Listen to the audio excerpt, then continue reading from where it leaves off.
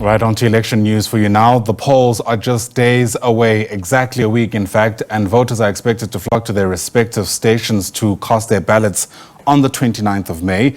The polling stations are scheduled to be open from 7 a.m. till 9 p.m. However, the lead up to the polls this year has been marred by controversy, depending who you ask, including, of course, the Constitutional Court ruling that the MK party leader and former President Jacob Zuma won't be eligible to take up a seat in Parliament. Let's make sense of this moment as we count down 7 days to the elections. Lulu White is a political commentator who joins us now via our video link. It's great to have you on the SABC, Lulu. Thanks very much indeed for speaking to us.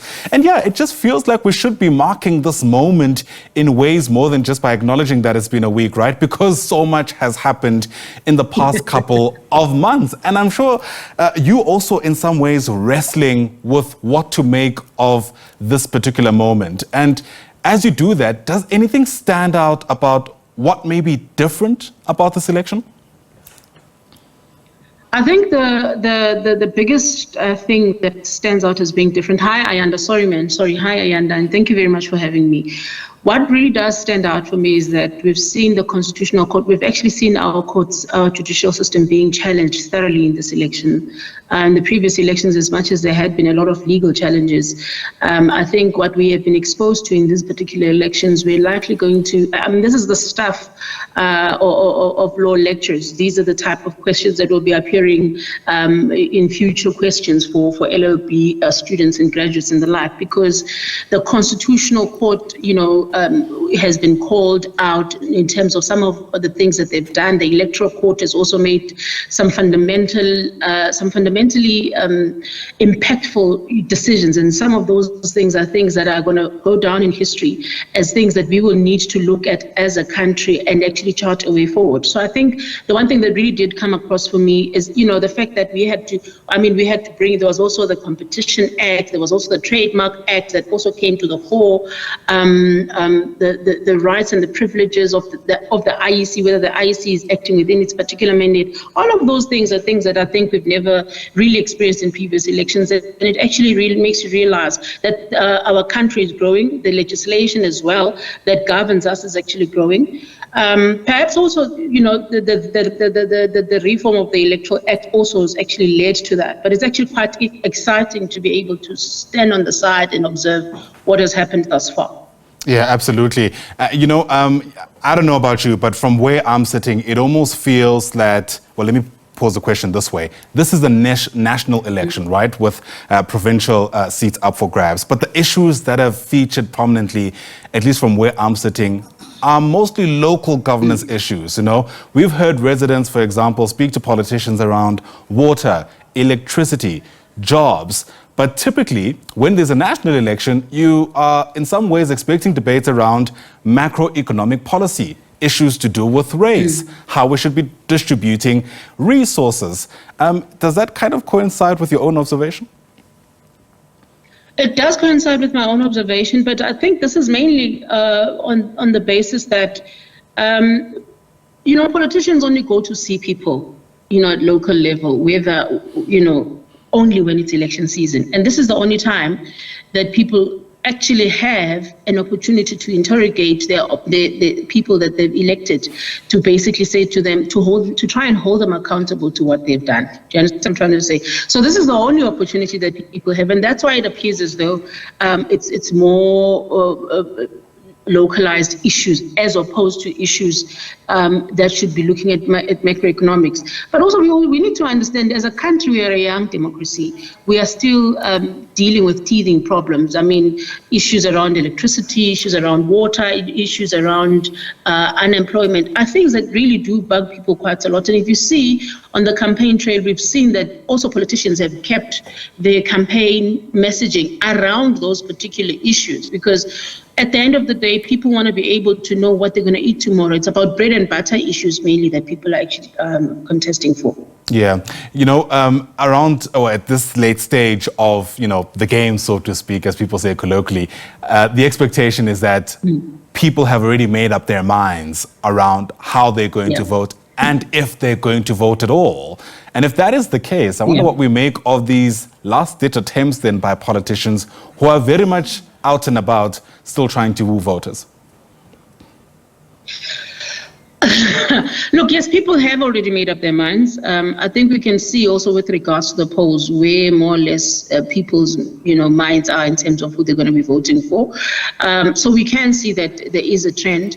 However, I mean, surprises, we've still got surprises that are coming in. If you're looking at the campaign trail that we're looking at right now, the biggest political party that is set to gain from this election is Umkhonto weSizwe. One of the parties that may look to lose a bit in this election would be the ANC and the DA. So there are obviously surprises that are coming, but one does get the sense that political parties, people have already made up their mind. I think the biggest thing that political parties need to be focusing on is undecided voters, because as much as they have, people know where they want to go, others are saying we're not going to vote because of 1, 2, 3. Others do not trust the system. Others think that the IEC is not credible enough. Bottom line is that there are still those people that still feel that that still need convincing, and political parties need to be able to reach those people. And unfortunately, from previous history, we have seen that a majority of people who are like that are still very much in the youth. Still have a lot of young people who still feel like, how is this election going to benefit me? What is going to change after I've cast a vote for this particular party? It has happened before. I've never seen a change. Why should I expect that there'll be a change now? So political parties are in their right minds to actually continue to try and convince voters, but they need to be looking at pockets of voters, not those ones that are in the mainstream that are visibly upset, that are visibly articulating their frustrations. You need to be looking for those ones that have said, I don't care about this country, I'm leaving the country, or this country is not invested in me. And those are the ones that need to be changed. I've come across interesting analysis pieces suggesting that this election is also a story about KwaZulu-Natal. You made reference, for example, of the MK party. It, of course, is thought of as seen as a dominant organization, especially there, but also in the past. I mean, we've just seen a lot of contestation unfolding in KZN. The IFP is dealing with a different dynamic. They don't have their founder, Mangosuthu Buthelezi, around this time. And I wonder to what extent you reckon all these different dynamics might feed into how KZN ultimately performs in this poll?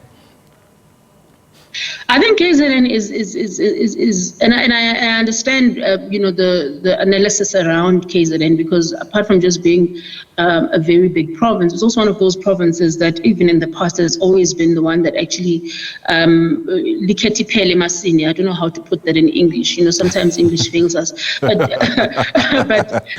KZN is one of those provinces that really do determine what happens when it comes to the National Assembly in terms of their figures and their numbers. And that is probably why it has such a high contestation. Definitely is a loss. I mean, we saw it with the NFP when Zanele Magwaza, for example, passed away. We saw a dip in the support of the party. So I think there is definitely going to be a dip, because the charismatic leadership of Mangosuthu Buthelezi is not going to be experienced this year. However, one thing about People KZN that we also must not take away is the fact that, the time when Jacob Zuma was the president of the ANC, that's when the ANC enjoyed the biggest support in KZN. People in the province rallied around the person that is former President Jacob Zuma. And the fact that the one charismatic is no longer there and there's now Jacob Zuma in this space actually does open the space up for MK to be able to lead KZN, or possibly with a coalition, or to get into it with a coalition with somebody there. So I think, IFP is definitely going to be suffering losses. We have seen it in the past. People follow the leader more than they follow the policy of a party. It's more about the charismatic personality behind the leadership of that party mainly. Yeah, absolutely. And look, I mean, there are still 7 days, and we often say a week is a long time in politics, so a lot can still change. But from your vantage point so far, I wonder if you reckon there have been any clear hits and or misses. What do I mean by that? Well, a lot of parties are rolling out their campaigns. There's been a lot of debate around the flag. The ANC has also had a mouthful to say about where it stands on a lot of issues. There's the Rise Mzansis of this world, the Bosas of this world, all of this making for an interesting election. But from your vantage point, are you clear in your head around where, parties have hit the mark and where perhaps they haven't? Yeah, definitely. I do have a basic idea of where I think political parties have hit the mark. I mean, various political parties have made very strong arguments on some of the burning issues that the country is facing. But in some of those issues, the ANC has actually gone ahead, for example, with trying to correct, for example, the NHI bill. The NHI bill, as much as, yes, it was a bill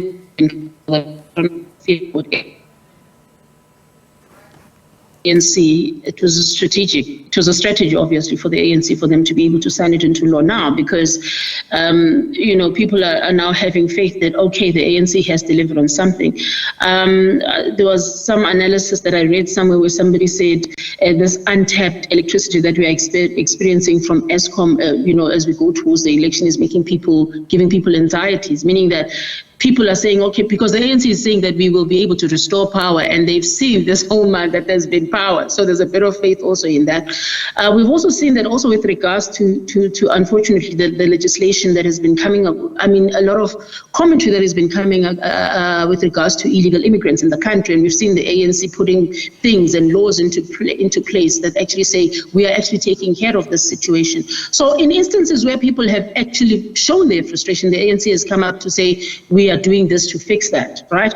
And that's the vantage point of the ANC, essentially, unlike all other political parties who are not in the same space. As far as the DA is concerned, the DA has made a lot of faux pas as far as this election is concerned. I think some of the utterings by John Steenhuisen and the last stunt with regards to the lack of respect and for the South African flag and the implication of what that means, given the background of South Africa's racist past, to see a South African flag being desecrated like that has actually also lost them a lot of votes. Yes, of course, while they may have some good policies as far as policing, SAPS and all that has sort of, turned off a lot of people from them. The EFF, obviously, is always been one of those political parties that are regarded as revolutionary. They're outright, and, they represent the voice of young people, and that has continued to come through. You see it also in their campaigning. You see that also it's the type of political party that is on the pulse as far as understanding what the requirements and the dynamics that are frustrating South Africans are. And even in their advertisement, in their campaigning, you can tell that there is an understanding of what they're talking about. With regards to the PA and Bossa, and yes, you hear what they're saying, but it's not really as convincing. I think with Bossa, the one thing that came across for me really was with regards to the education plan, where they spoke about the education being reviewed, or so that it actually aligns with future careers, because the reason why we're struggling with not having enough employment is because you've got a system of education that actually needs reform. So that actually came across for me. But as far as whether these messages are also reaching the people that it needs to reach them, I'm not really certain. Yeah. I think there's a very big congregation around. I mean, now it's going to be the top four political parties, top four big, in my view, anyway, because you're looking at we're looking at the ANC, the DA, the EFF, and now also Mkhonto says, when you see those four and then you compare with the rest of the other messaging, you get the sense that a lot more is being heard of from these political parties, as opposed to all the other political parties. So even though you do look at what their policies are saying, you don't really get into as much detail in terms of understanding what they want to achieve there. I think also a lot of political parties such as Patriotic Alliance are also making a mistake with regards to their approach on immigration. I think their approach in immigration can be viewed as divisive, and it's something that it has not worked in the past before, because at the end of the day, we have seen, I mean, during some of these attacks, South Africans actually also being maimed and being hurt through things like that, and in terms of business as well. So there's a lot of messaging that also still needs to be, to be corrected as far as political parties. But like I said, there's some others where you've not had a single voice from them, and you think to yourself, what are they saying, people? Where are they campaigning that we are not seeing them? Yeah, absolutely. There's so much to be said. You as the media, Ayanda. We should blame you, me, Ayanda. We should blame the media for that. Because when you're looking at, yes, I understand that there's these debates that are taking place across the country, various debates. But when it comes to, do you feel as the media that you're giving adequate space to all political parties, for example, to air their campaigns? I don't get the view that. I feel that the bigger the chances are that they would get heard. Okay. For example, we saw these are the big political parties getting airplay during their rallies, but you didn't do that also for the MK. So I think also there's also a bit of unfairness also with regards to the media as far as that particular element is concerned, where there doesn't seem to be enough Lulu, space given to smaller political parties I am in that space. Yeah, I am loath to cut you as you are criticizing the media because I know what that looks like. However, I am woefully out of time, and hopefully there'll be another opportunity to have a much lengthier discussion around our coverage. Apologies for that, but thank you very much indeed for speaking to us. Lulu White is a political analyst there, and you'll excuse us for our indulgence there. I always think it looks bad to interrupt someone who's criticizing the media as that happens.